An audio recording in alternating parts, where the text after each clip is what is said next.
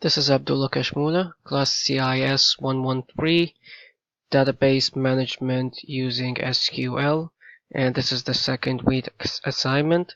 You asked us to go through the site to design and learn about it and learn the codes.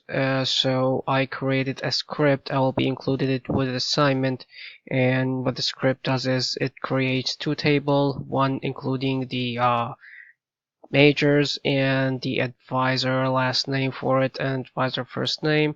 The other table is the student table, which includes the student name, first and last, major, and date of birth.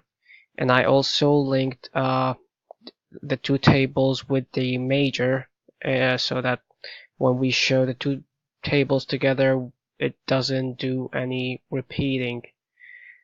So I also added the major. This is where I added the major cybersecurity and computer science, information science, and information technology. And I also added the students to the other table, which is the student table.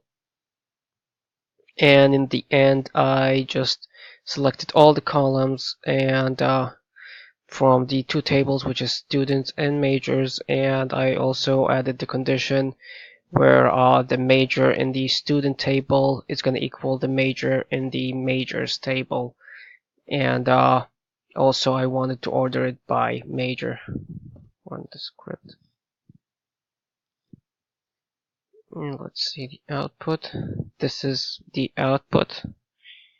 It shows the student number or the ID number. I tried here different, like instead of doing 4 numbers, I did 1 or 2 or 3 up to 4. I did 4 number for it, and this is the student name. I just wrote one letter to it's.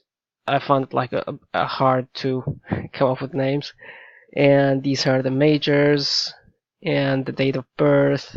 And the major again from the this is the student table, and this is the majors table. Of course, the major table is going to be repeating instead of having just 3, because it's linking each one with the student and adding the advisor last name and first name. Thank you.